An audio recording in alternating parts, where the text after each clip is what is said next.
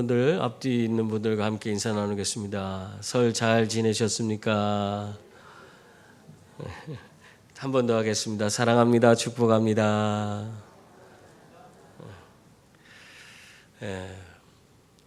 설 잘 못 보낸 분도 계신 것 같아요. 내 인생에 좋은 일이 주어지든 또 나쁜 일이 연속으로 주어지든 그 모든 일들은 다 의미가 있는 줄 믿습니다. 그러므로 언제나 우리는 어떻게 돼요? 하나님만 바라보고 지금 주어진 모든 것을 믿음으로 잘 감당해 나가는 그런 분들이 되어야 합니다. 그러면 내 삶에 주어진 그것이 좋은 일이든 나쁜 일이든 간에 그것으로 인해서 하나님 주시는 놀라운 은혜와 복을 누리게 되는 줄 믿습니다. 어느 날 왕이 신하 하나를 데리고 사냥을 하러 갔습니다. 사냥을 하다가 그만 실수로 자기 손가락 하나를 잘라버리고 말았어요. 이게 사냥하다 다쳐갖고 손가락 하나가 잘라져 버렸어요. 그러니까 너무너무 이게 마음이 아프고 속이 상하는 거예요, 왕이. 그래 화가 잔뜩 났는데 그때 옆에 있던 신하가 왕이시여 너무 상심하지 마옵소서. 하나님은 무슨 일이든지 우리에게 유익하게 해주시는 분입니다. 그러니까 지금 손가락 잘렸는데 손가락 잘린 것도 다 유익하게 해준다는 거예요. 그러니까 왕이 화가 더 나갖고는 저는 당장 이 우물에 집어 던져라 해갖고는 우물 속에 집어 넣어버렸어요. 그 물이 없는 우물에 던져 넣었습니다. 그리고 나서 길을 나서는데 어디선가 산적대가 막 달려들어갖고는 왕을 생포해갖고는 산꼭대기로 막 끌고 가는 거예요. 왜 그런가 했더니 이 산적대가 자기들이 섬기는 우상이 있었는데 우상의 제물로 이 왕을 바치겠다고 그리고 작정하고 산꼭대기로 다 데리고 갔어요. 그리고 제단 앞에 딱 서서는 이 왕으로 제물을 드리겠다 그러는데 그렇게 제물 드리기에 앞서서 뭔가 검사를 하는 거예요. 뭐 이렇게 조목조목 다 살펴보더니 글쎄 손가락 하나가 없네. 그러니까 이거 재수 없다. 이거 큰일 났다. 제물로 드리려고 했는데 손가락 하나 없으니 이거 그런 흠 있는 것을 제물로 드리면 안 된다. 저는 그냥 갖다 풀어줘라. 그래갖고는 왕이 거기서 풀려났다는 거예요. 그래갖고는 그냥 구사일생으로 살아나서 헐레벌떡 내려오면서 신하가 한 얘기가 생각나는 거예요. 다 그 나쁜 일도 다 유익하게 하십니다. 하나님은 유익하게 하십니다. 그 얘기가 생각나서는 그 신하한테 자기가 우물 속에다 던져놨잖아요. 좀 미안해서 얼른 가서 꺼내줬어요. 그래서 여차저차해서 내가 이런 일 겪었다. 그러면서 자네 말대로 내가 이 나쁜 일이었지만 이게 다 좋은 일로 바뀌었다. 그러니까 그런데 내가 우물에 자네를 넣었던 거 너무 미안하다. 그렇게 얘기를 했어요. 그랬더니 이 신하가 하는 소리가 왕이시여 아닙니다. 제가 우물에 던져지지 않았다면은 왕과 함께 잡혀가서 왕 대신해서 내가 제물이 될 뻔했는데 내가 우물에 들어가 있었기 때문에 내가 이렇게 멀쩡하지 않습니까? 그 다 하나님은 모든 것을 유익하게 하십니다. 그렇게 이야기했다는 겁니다. 여러분 사도 바울이 우리에게 뭘 들려주고 있습니까? 하나님 앞에 부르심을 입은 자들에게는 모든 것이 합력하여 선을 이루느니라. 그렇게 말씀하고 있어요. 이렇게 모든 일에는 다 하나님의 뜻이 있는 거예요. 그것을 우리가 믿고 하나님의 은혜 가운데서 모든 걸 믿음으로 감당하면 그 모든 것이 나에게 은혜와 복이 되는 줄 믿습니다. 다 합력하여 선을 이루게 되는 거예요. 오늘 이 제자들은 예수님이 십자가에 달려서 죽는 그 모습 가운데에서 다 실망했어요. 예수님이 이루어 주실 새 나라를 바라보면서 그냥 부푼 가슴을 가지고 예루살렘에 올라왔지만 결국에는 예수님이 이 십자가에 달려서 죽으심으로 인해서 그들은 모든 것을 다 잃어버리고 망연자실한 그런 모습으로 실망 가운데 있었습니다. 그러나 그들이 그 실망이 그게 실망할 것이 아니에요. 사실은 나중에 그것은 무엇이 됐습니까? 예수 그리스도께서 십자가에 달려서 죽으신 그 은혜는 결국 우리의 죄에 대한 모든 대가를 지불하는 것이 되었고 그것으로 말미암아 우리는 구원받고 영생 얻어 천국 가는 길이 열리게 된 줄 믿습니다. 그럴 뿐만 아니라 예수 그리스도께서 십자가에 죽으시고 부활하심으로 말미암아 그것이 하나님의 아들이시는, 예수 그리스도께서 하나님 아들이시다는 사실을 온 세상에 드러내는 그런 놀라운 사건이 되었습니다.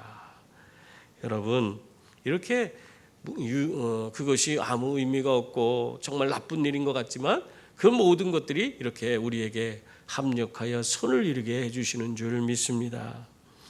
이러한 우리가 예수 그리스도로 말미암아 주어진 그 부활의 참 소망에 대해서 오늘 그 말씀을 빈 무덤이라는 표현으로 예수님의 부활에 대한 그런 이야기를 우리에게 들려주고 있습니다.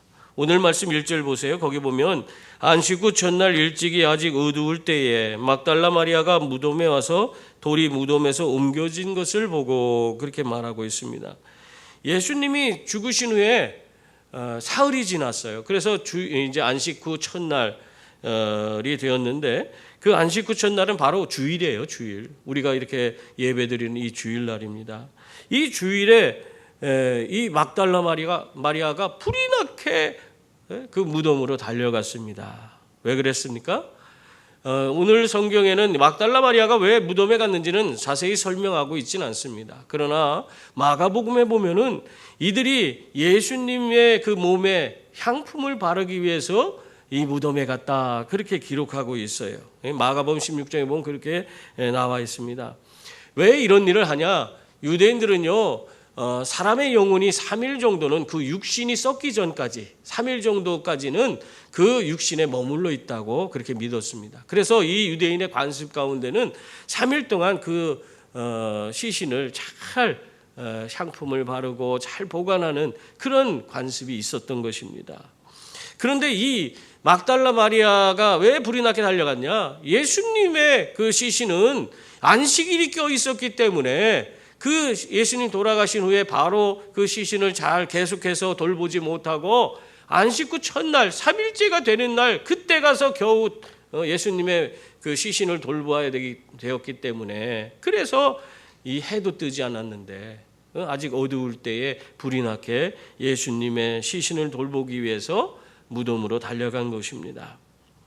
참 이러한 모습을 보면은 막달라 마리아가 예수님을 얼마나 사랑했는지 이 사랑의 표현이 그 모습 가운데서 나오는 것 같지 않습니까? 정말 예수님을 너무나 사랑하는 여인이었다. 그렇게 우리는 알 수가 있습니다. 왜 그럴까요? 왜 예수님을 이렇게 사랑하고 예수님을 위해서 헌신하고 있는 것입니까? 예수님께 받은 그 은혜가 너무 크기 때문에 예수님이 자신에게 베풀어 준 그 사랑이 자신의 삶에 엄청나게 큰 그런 사랑이었기 때문에 그 사랑이 감사하고 고마워서 자신도 또한 그 사랑을 베풀고 나눌 수 있는 사람이 된 것입니다. 그래서 이 막달라 마리아는 정말 예수님에게 누구보다도 더 적극적으로 헌신하고 있는 것입니다. 여러분, 오늘날 우리가 이렇게 예수 그리스도 안에서 구원받고 영생 얻어서 또 예수 믿는 자들이 다 되고 이 자리에 나와서 예배하는 거, 이게 다 은혜인 줄 믿습니다. 예수님께서 베풀어 주신 사랑이 아니고는 우리가 예수님을 믿음으로 받아들이지도 못해요. 그 예수님을 믿고 구원과 영생과 천국 얻은 자들이 되었습니다. 우리 또한 예수님의 그 엄청난 사랑 가운데 이 구원받은 그런 존재라는 사실을 언제나 기억할 수 있는 그런 분들이 다 될 수 있기를 바랍니다. 우리가 그러한 주님의 사랑을 기억하고 그 사랑 안에서 날마다 살아갈 때에 그때 우리는 기쁨으로 우리 주님께 내 자신을 드리고 내 삶을 헌신하고 또 많은 일들을 감당하면서 영광 돌리는 그런 복된 자들이 되는 줄 믿습니다. 이렇게 이른 새벽 예수님의 무덤을 찾았는데 그때 놀라운 사건이 있었습니다. 무엇이냐면 무덤을 막고 있던 그 돌이 옮겨진 것입니다. 이 무덤의 돌은요 상당히 큰 돌입니다. 왜냐하면 이 유대인들의 무덤은 직접 사람이 파서 왔는데 사람이 드나들 정도의 높이를 가진 그런 입구를 파서 그 안에 깊숙이 들어가서 그 여러 가족들을 다 안치할 수 있는 그런 공간을 만들었어요. 그리고 나서 그 무덤을 큰 돌로 막았는데 입구가 사람의 키만큼 그만큼 높기 때문에 그 돌의 크기는 어느 정도 되겠어요? 그 입구보다는 커야지 될 거 아니에요. 그래야지 막을 수 있지 않아요? 그러니까 사람의 키보다도 더 큰 돌이 거기 입구를 막고 있는 겁니다. 그러니까 그 크기가 상당히 큰 거죠. 거기다가 더군다나 이 돌의 그 입구에 보면 입구 바닥을 파서 돌이 함부로 움직이지 않도록 또한 그렇게 만들어 놨어요. 그렇기 때문에 그 돌이 한 사람이나 뭐 여자들이 가서 뭐 이렇게 쉽게 옮길 수 있는 그런 돌이 아니에요. 사람들, 장정들도 여러 명이 달라붙어야지 겨우 열 수 있는 그런 돌인 것입니다. 그런데 그런 돌이 옮겨진 거예요. 그 모습을 봤을 때 이건 기가 막힌 노릇 아니에요? 더군다나 그 무덤 앞에는 로마 군인들이 지키고 있었잖아요. 그럼에도 불구하고 그 돌이 다 옮겨져 버렸어요. 막달라 마리아가 그 무덤에 돌이 옮겨진 것을 보고 제일 먼저 생각한 것은 예수님을 적대하던 사람들이 저 예수님의 시신을 해하진 않았을까 하는 걱정이었습니다. 가봤더니 예수님의 시신이 없어요. 그러니까 예수님 적대하던 자들이 예수님의 시신을 훔쳐갔구나 하는 그런 생각을 갖게 된 거예요. 여러분, 사실 우리가 사자 명예훼손이라고 해서 뭐 요즘에 뭐 그런 재판도 열리고 그러잖아요. 죽은 사람의 명예를 훼손했다고도 재판이 열리는데 죽은 사람의 시신을 해하고 그런 건 참 이거 얼마나 나쁜 일입니까? 그러니까 예수님의 시신이 정말 누군가가 가져가서 그 예수님의 시신을 모욕하고 그것을 훼손한다면 그건 참 상당한 큰 문제가 될 것입니다. 그래서 이 막달라 마리아는 근심과 걱정이 크게 생겨난 것이에요. 그리고 그 사실이 너무나 마음이 아프고 괴로웠던 것입니다. 참 어떻게 보면은 이런 놀라운 일을 우리가 경험하게 될 때요, 우리는 정말 멍하니 벙벙하다가죠, 내가 생각지도 않은 일을 딱 맞닥뜨려 보세요. 정말 뭘 해야 될지 어떻게 해야 될지 생각도 안 되는 그런 경우를 겪게 됩니다.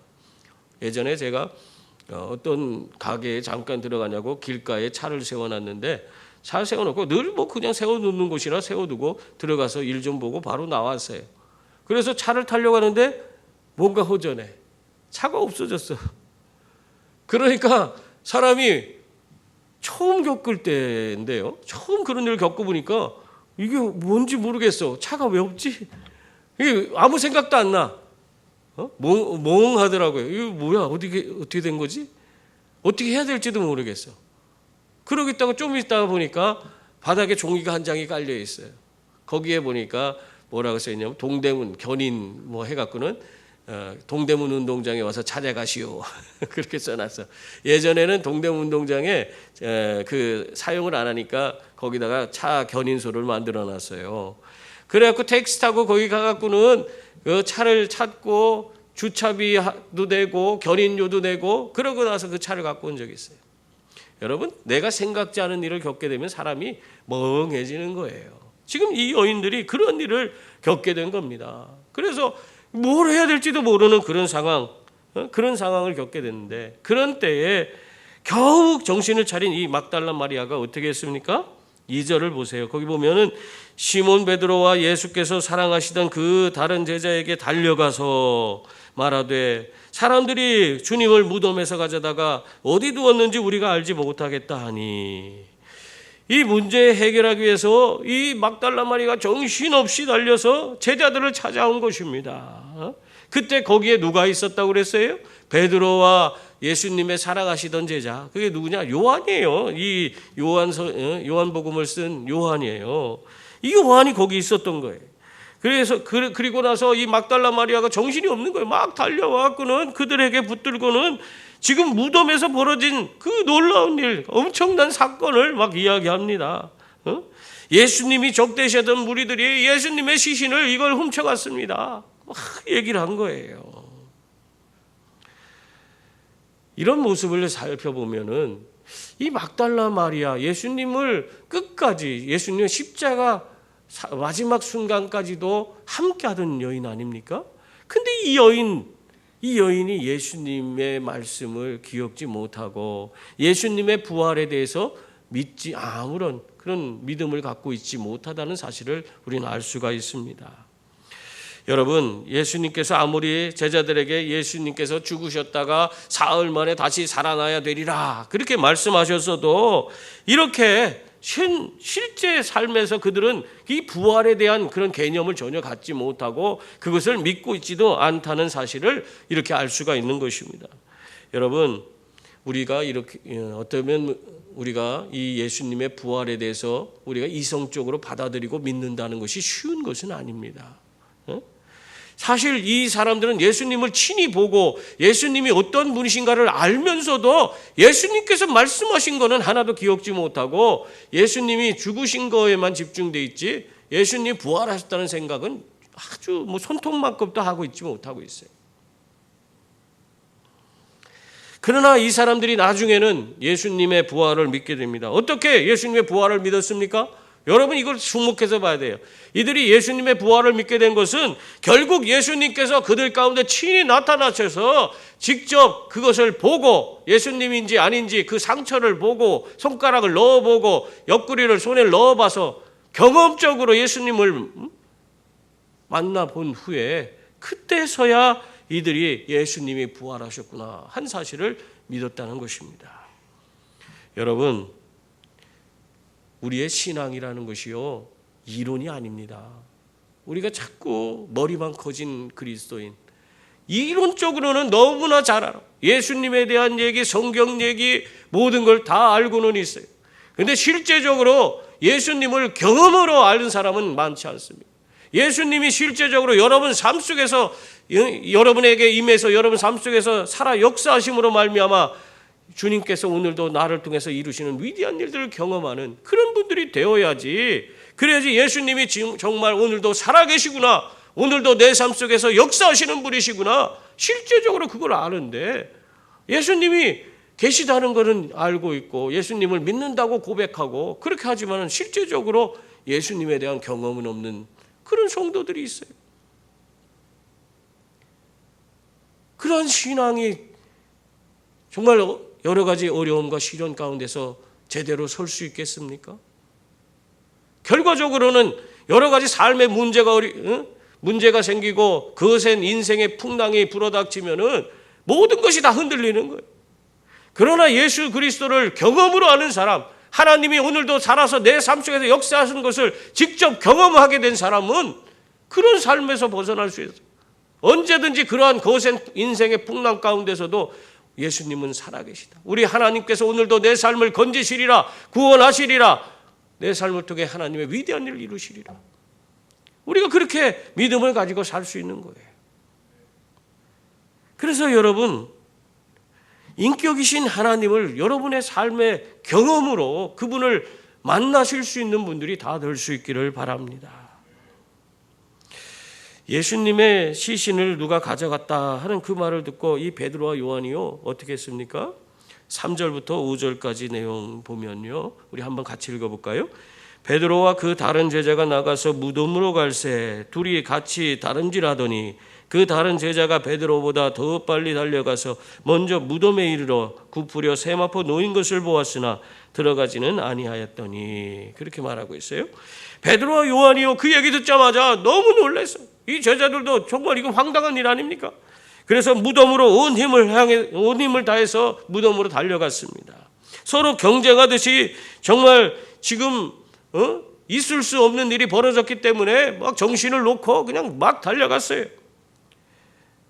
여러분, 만약 이들이 그때 당시에 예수님의 시체를 제자들이 훔쳐갔다 하는 그런 소문을 냈다는 그런 얘기가 있잖아요. 성경에 그런 얘기가 나오는데, 만약에 예수님의 그 시신을 이 제자들이 빼돌렸다면 예수님이 말씀하신 대로 부활했다는 것으로 세상 사람들을 속이기 위해서 예수님의 시신을 다른 곳으로 빼돌렸다면 이 사람들이 이렇게 정신없이 무덤으로 뛰어갈 이유가 있겠습니까? 자기들이 한 짓인데 딴 데 옮겨놨는데 뛰어갈 이유가 없어요. 오늘 이 모습만 봐도 이 제자들이 정말 그 무덤을 향해 정신없이 뛰어가는 이런 행동만 봐도 이들이 예수님의 시신을 옮기지 않았다 하는 것을 알 수 있는 거예요. 여러분, 아무튼 이 제자들은요 무덤에 정신없이 이렇게 달려갔습니다. 그때 누가 먼저 도착했다고 그랬어요? 오늘 보면 요한이 먼저 무덤에 도착했다 그렇게 말하고 있어요. 아마 요한이 달리기를 더 잘했던 것 같습니다. 그러나 요한은 무덤 속으로 들어가지는 못했어요. 그저 입구에서 예수님이 누워 계셨던 그곳을 바라보면서 그곳에 세마포만 놓여 있는 것을 그는 보고 그냥 안만 들여다보고 있었던 것입니다. 왜 그랬을까요? 이곳은 돌무드로 막아놓은 그런 곳이에요. 그리고 군인들이 지키고 있던 곳이에요. 그럼에도 불구하고 예수님의 시신이 사라졌기 때문에 그것이 너무나 무섭고 두려운 일이었던 것입니다. 그래서 이 요한은 들어가지 못하고 밖에서 주춤거리고 있었어요. 그런데 이와는 반대로 성격이 아주 다혈질인 이 베드로를 보세요. 베드로는 아무 생각도 없어요. 그냥 무조건 베드로가 어떻게 행동했습니까? 6절 7절 보세요. 시몬 베드로는 따라와서 무덤에 들어가 보니 그냥 막 들어가. 뭐 생각이고 뭐가 없어요. 그렇게 해서 그 안에 들어가서 직접 세마포가 놓였고 또 머리를 쌌던 수건은 세마포와 함께 놓이지 않고 딴 곳에 쌌던 대로 예수님을 쌌던 대로요 놓여 있더라. 그렇게 기록하고 있습니다. 이 베드로는 앞뒤 가리지 않고 무덤 안으로 들어갔어요. 가서 예수님의 시신이 놓인 것을 직접 자신의 눈으로 확인을 했던 것입니다. 그랬더니 거기에 보니까 세마포도 놓여 있고 머리를 쌌던 수건은 다른 곳에 그대로 쌌던 그 모습 그대로 거기에 있더라. 그렇게 오늘 성경은 기록하고 있습니다.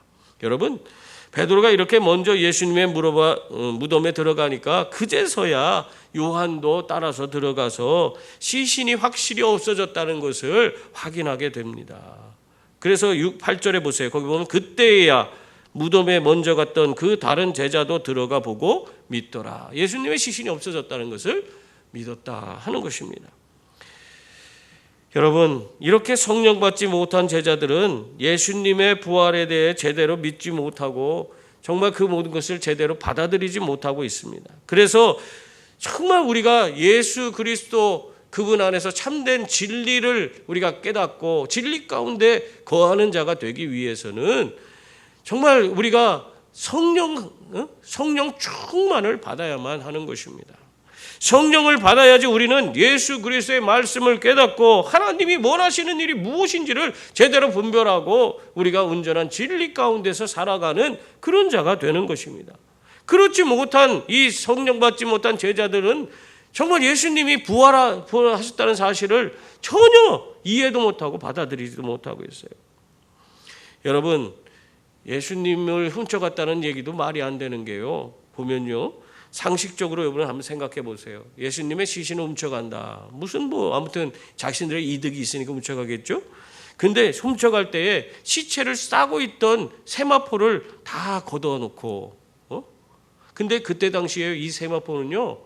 대단히 비싼 그런 섬유입니다. 그러니까 그런 천이에요. 그러니까 훔쳐가도 오히려 세마포를 훔쳐가야 되는데 시신은 놔두고 근데 그 비싼 세마포는 옆에 그대로 두고 예수님이 계셨던 그곳에 그대로 두고 또 머리를 쌌던 수건은 어떻게 했다고 그랬어요? 그 쌌던 모습 머리를 풀지도 않았어. 이거 머리를 쌌으니까 풀어야지 이걸 벗겨낼 거 아니에요. 근데 그거를 풀지도 않고 그대로 쌌던 모습 그대로 옆에다 놨어요. 이렇게 할 수 있는 도둑이 있어요? 여러분 머리를 풀었다가 머리를 쌌던 그 천은 다 쌌다가 그 쌌던 것을 풀었다가 다시 다 원상태로 복구해 놓고 그렇게 하고 뭔가 훔쳐가는 그런 도둑이 있어요? 지금 그게 말이 안 되는 거예요. 이런 일이 일어날 수 있는 것은 단 한 가지 방법밖에 없습니다. 예수 그리스도께서 신령한 몸으로 변했기 때문에 그를 싸고 있던 그런 모든 그런 이 세상적인 그런 세마포라든가 머리에 싸던 두건이 그 몸만 신령한 몸으로 바뀐 예수님은 시간과 공간의 제약을 받지 않아요. 그래서 그 몸만 쏙 빠져나왔기 때문에 거기에 아무것도 그것이 흐트러지지 않고 그대로 놓여있게 된 겁니다. 여러분 여름에 보면요 매미가 아주 시끄럽게 울잖아요. 매미가 시끄럽게 울 때에 그 나무에 가까이 가서 보면요 나무 이렇게 중간쯤에 보면 매미랑 똑같이 생긴 먼 검은 껍질이 하나 있어요. 그런 거 봤어요? 저는 어렸을 때 아이들하고 그걸 떼갖고 이거 매미다 하고 같이 갖고 놀았던 그런 경험이 있는데, 매미가 그 껍질을 뚫고 나와서 그 성충이 돼서 위에 가서 그렇게 우러대는 거예요. 그래서 매미 유충이 거기까지 올라오면서 이 탈피를 하는데 그 모습이 그대로 그 완전히 자기 다리까지 다 붙어서 그렇게 해서 그대로 그 모습 그대로 거기 붙어 있습니다, 나무에. 그만 몸만 쏙 빠져나온 거죠. 그것처럼 예수님께서 자기를 덮어놓고, 세마포는 예수님을 쌌던 거잖아요. 그 덮어놓고 또 머리를 싸고 했던 그 모든 것을 그대로 두고 몸이 빠져나오신 거예요.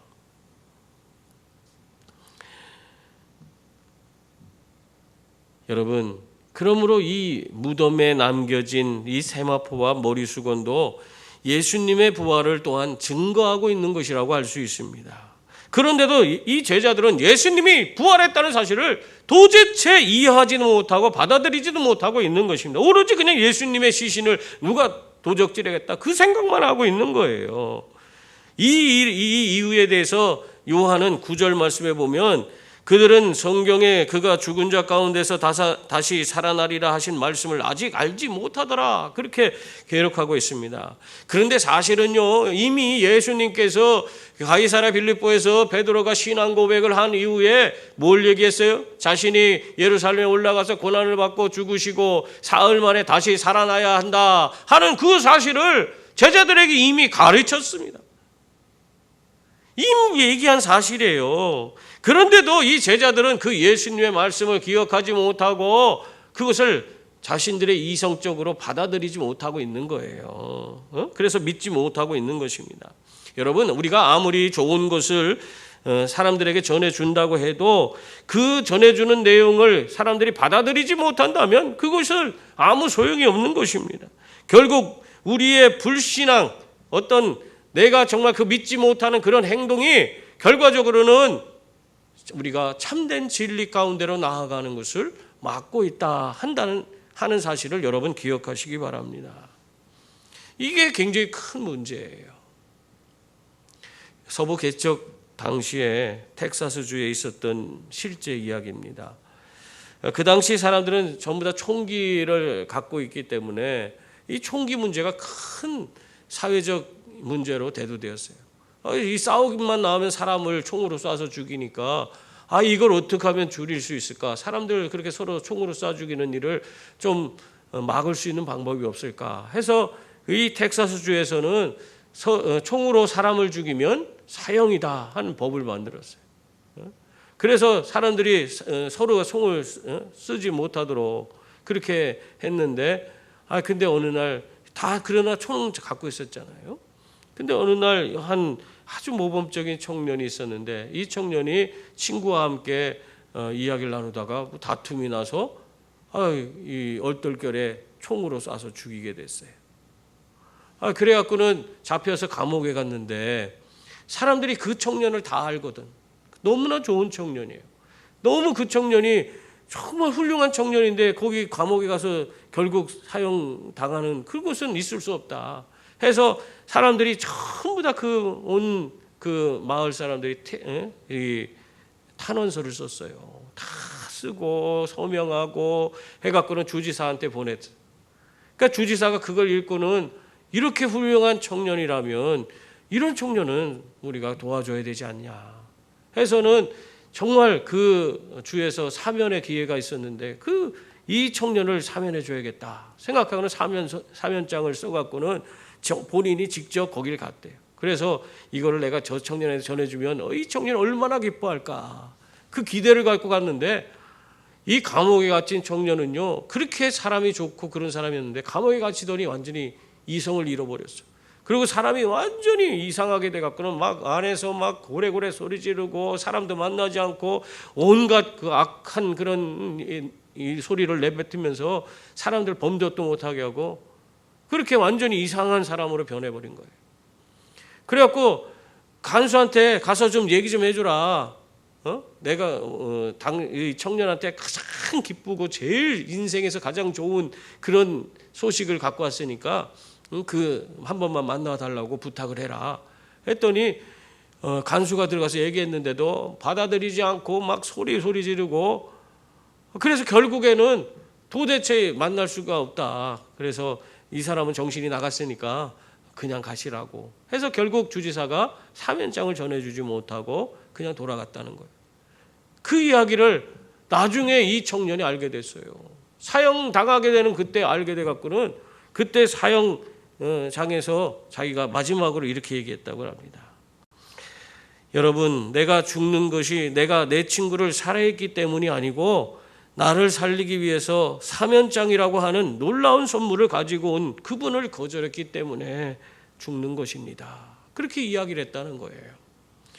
여러분, 우리들도 우리에게 사면장을 들고 오신 그 예수님의 복음을 듣고도 믿지 아니하면 아무런 효력이 없는 것입니다. 그것을 믿을 때에 예수님이 나의 구주가 되시고 또 나의 하나님이 되어주시는 거예요. 그래서 나에게 구원과 영생과 천국을 허락해 주실 수 있는 것입니다.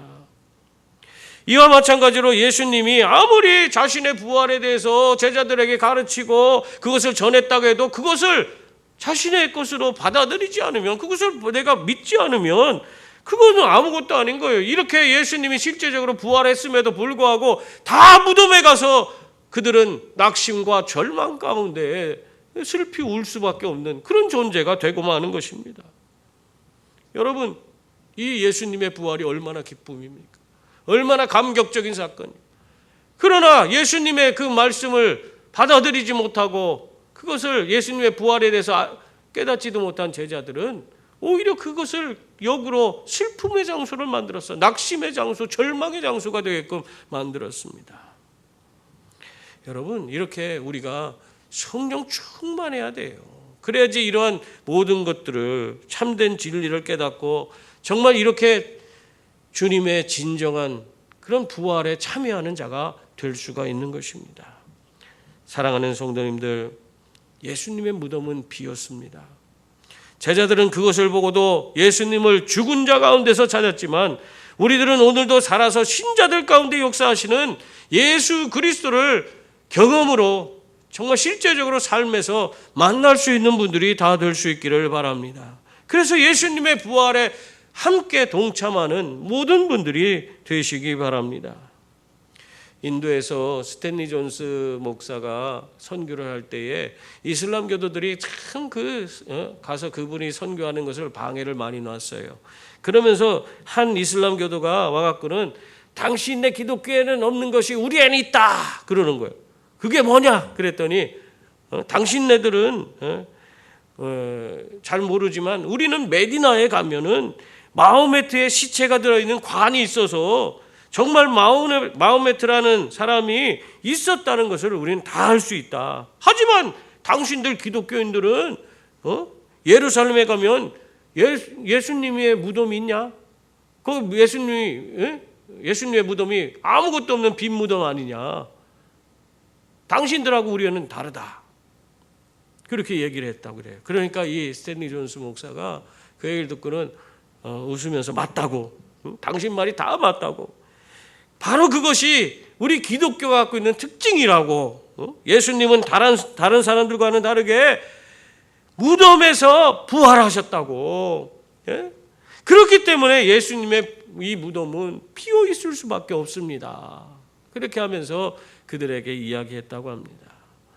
여러분, 이렇게 제자들이 본 빈 무덤은 예수님이 죽음 가운데에서 부활하셨다는 그런 확실한 증거인 줄 믿습니다.